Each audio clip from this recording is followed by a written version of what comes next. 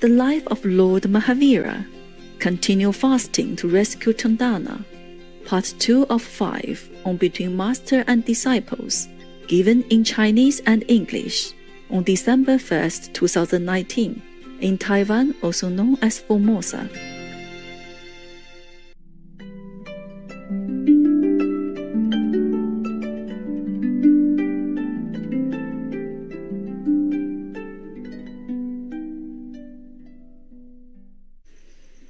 So due to her sweet demeanor, Vasumati had a magical influence over the household. The fragrance of her poise and coolness of her nature inspired Danava to call her Chandana, sandalwood. But his wife Mula was smitten with envy. She thought that this poisonous flower should be nipped in the bud. Right. So last time we read up to there, right? Okay. One day the merchant Danava left the town on some business errand. This was a golden opportunity for Mula. She relieved all the servants of the household and called Chandana, replaced her beautiful dress with rags, took off all her ornaments, tied her in shackles, and shaved her long silky hair. Chandana uttered in surprise, "Mother, what are you doing? I have done no harm to you. For what misdeed are you punishing me?" Mula silenced Chandana, put her in a dark cell, locked it, and left. Danava returned on the third day. When he saw the house abandoned, he was taken aback. He called, "Chandana, oh Chandana," but no one replied. He went at the back of the house and shouted once again. Chandana shouted back, "Father, I am here in the cellar on the back side." The merchant went in and saw that the cellar was locked. Looking through the bars of the iron gate, he saw Chandana in her wretched condition and started crying. "What happened to my daughter? What evil soul has done this to you?" Chandana replied calmly, "Father, get me out first, and then I will tell you everything." The merchant broke the lock and brought out Chandana. She asked, "Father, I have not taken even a drop of water for the last 3 days. Please give me something to eat and drink." The merchant went around the house, but everything was locked. Not even a utensil was available. Wow. I think the wife is really something, huh? He saw a basket containing a handful of dry post bran meant for cows. He took the basket and put it before Chandana,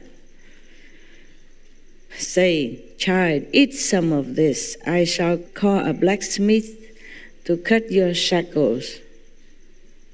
Oh, dear. Humans, yeah.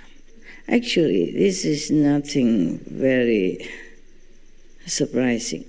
A long time ago, hundreds of years back, I was a master, but not very famous, nah? Normal master.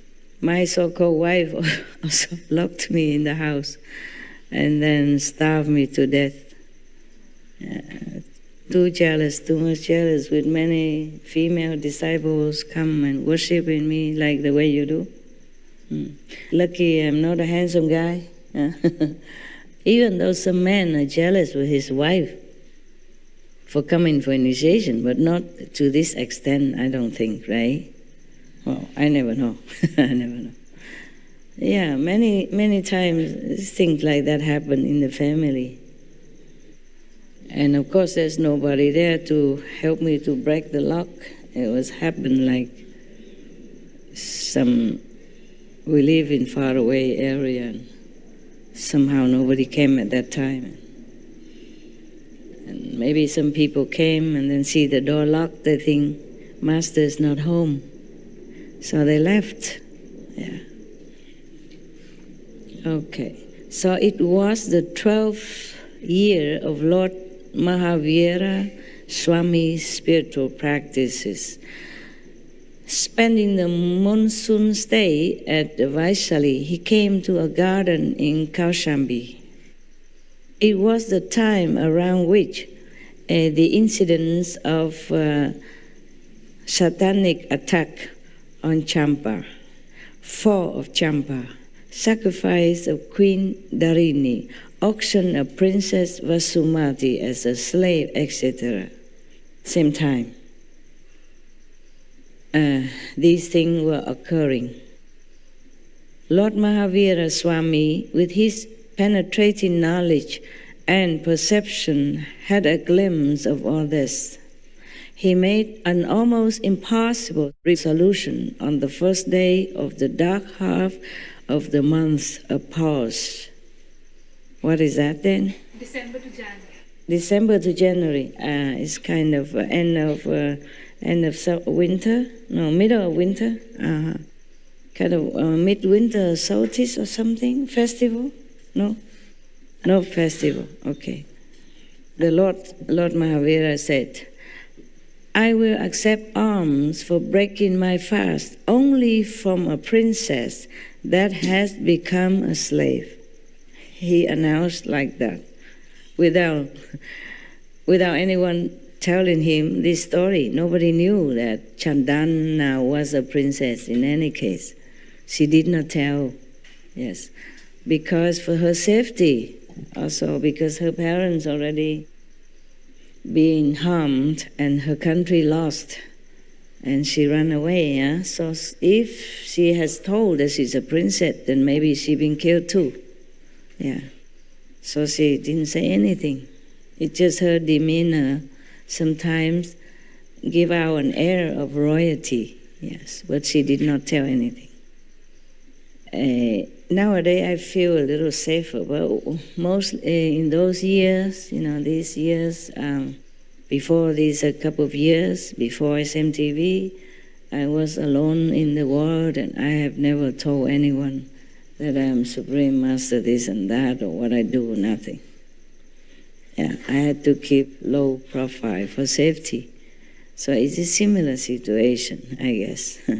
Though I wasn't a princess.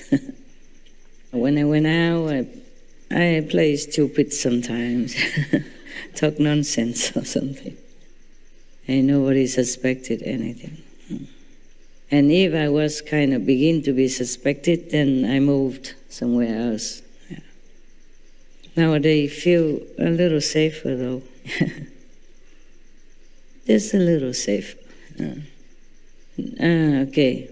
So Lord Mahavira has announced that he will only accept alms for breaking his fast only from a princess that has become a slave. During this monsoon retreat season, maybe he did not eat anything. So now it's the first meal after the fast. So he wanted a princess to feed him. Yeah, he must have a clairvoyance to see something happening to that country, to the princess.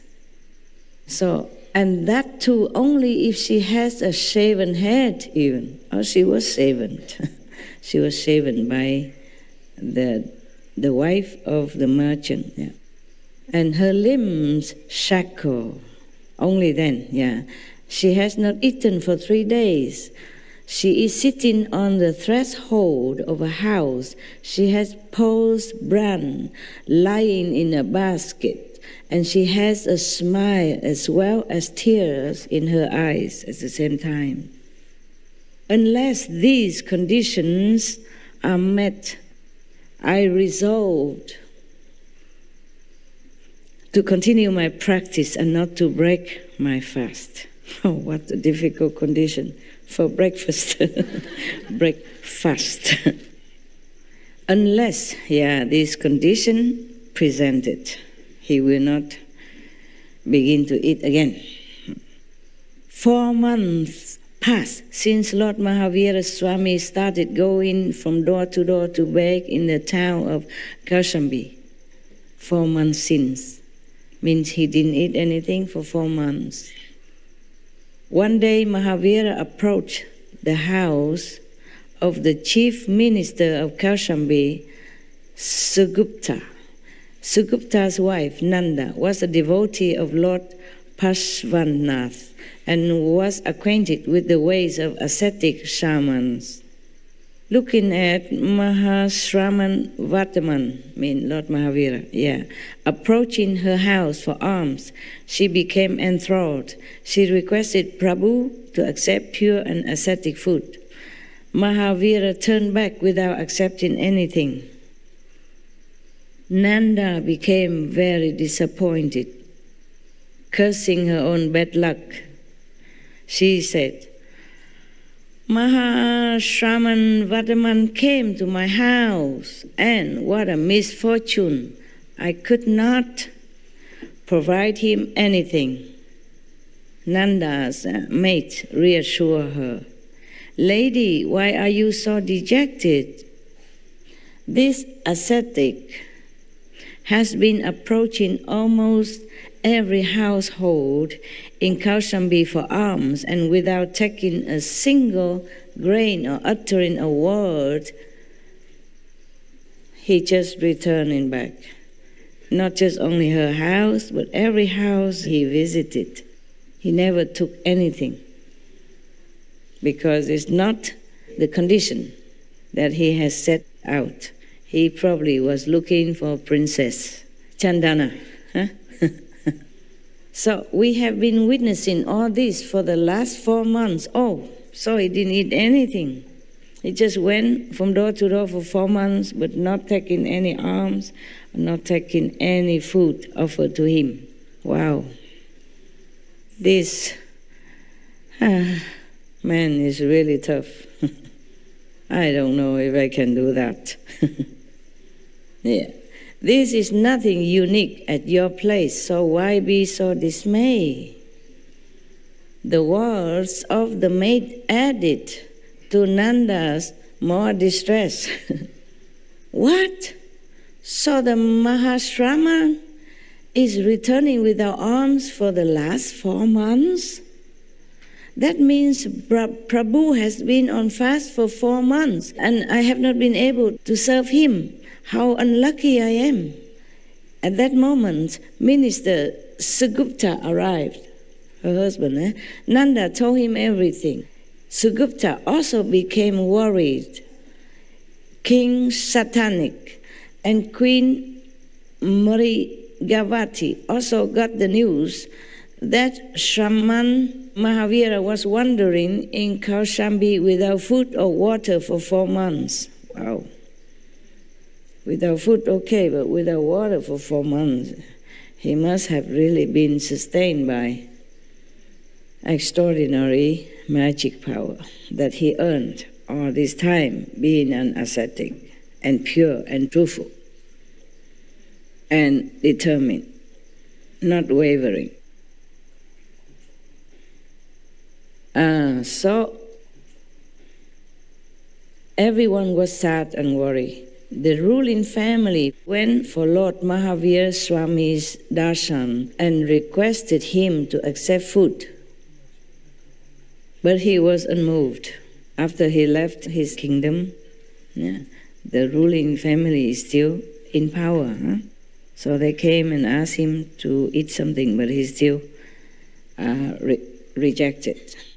5 months and 25 days had passed since Lord Mahavira Swami had eaten anything. He became breatharian. That is possible also. One time I was also like that.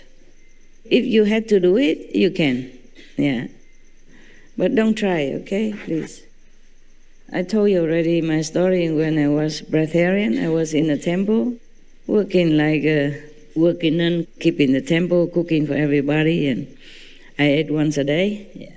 And then the abbot, maybe he was joking or he just feeling guilty because I'm the only one, the only monk that eats only once a day there, and because his body not well, he has to take food 6 times a day. Yeah. So he said to everybody at the table, "Oh, THANH HЫI, she eats only once a day, but it's like more than 3 times a day what she eats. So that's it." From that time, I didn't eat anything anymore.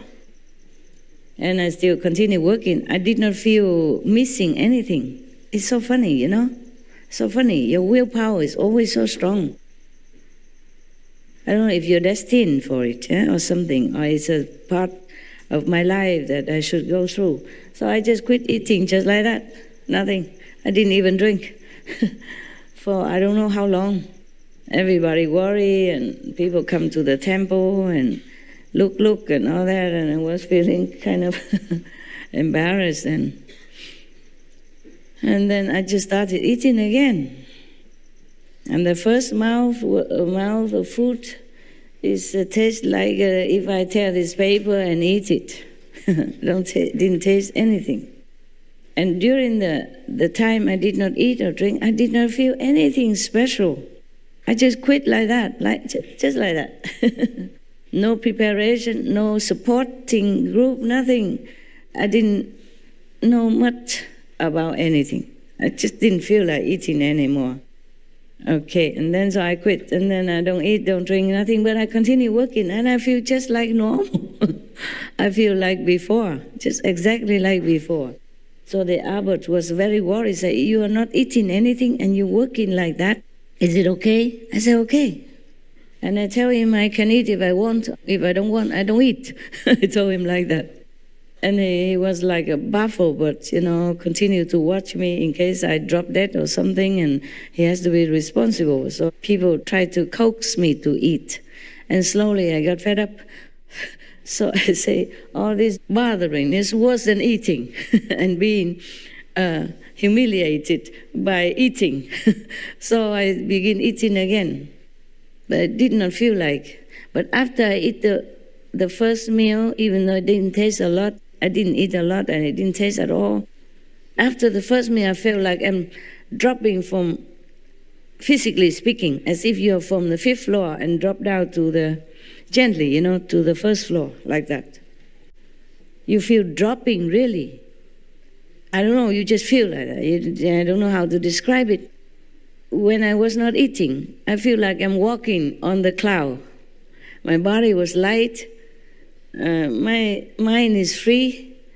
I feel happier than before. I feel just so free. And I first eat the first few mouthfuls, and then I feel like I'm dropping down. It's just a feeling, you cannot describe it.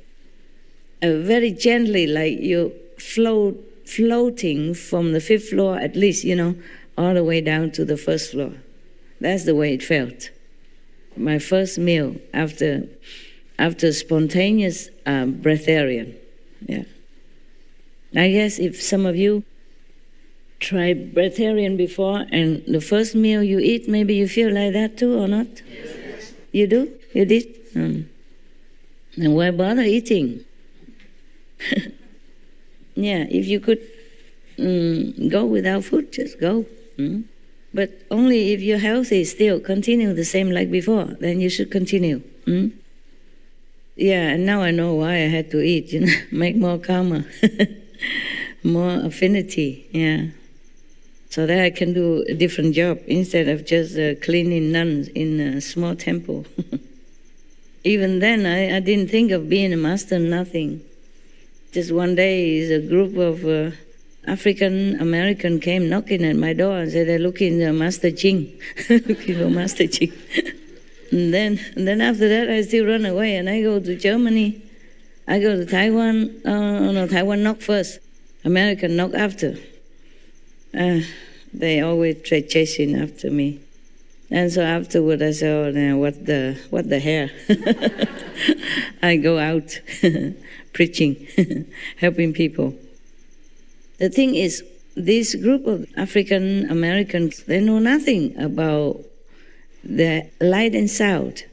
They are practicing African kind of a spiritual tradition. And they really practice very hard so that they become more clairvoyant, and they can go in trance, and tell people about what happened to them and what should they do to remedy their maybe trouble at that time, the other people. I saw her one time in trance, and she was so big like this. And then her husband is so big like this, only 1/3 of her size, or 1/4 or 1/5 even, very skinny and young. But when she was in trance, she could fall, and he can hold her like I hold a piece of paper. It's funny, yes. And she kept telling people what's this and what that, without knowing what she's saying. Afterwards, she wake up, she doesn't remember of what she has been saying. And people came to her and then, seek her help in that. And she was anointed as the queen. Queen Azula was her name. It's not her name, it's just the spiritual name given to her after she practiced in her tradition, in African tradition. And then, in certain time, she has to lay down flat on the floor, and then she has to lay on a stone, a stone as a pillow, not soft ground, just a stone to cover for her head for 9 days long, no eating, no drinking. And they fast sometimes if they wanted to request something from the gods. So 9 days long, 9 days and nights, she has to lay absolutely immobile, and people walk around her chanting or reciting their mysterious mantras and all that. And after 9 days, she came back and she told the vision that she saw during these 9 days. Then according to that, you either become queen or princess or just some other kind of title. So she got the title, the Queen Azula. That is from heaven given to her, And this type of people came to me for initiation.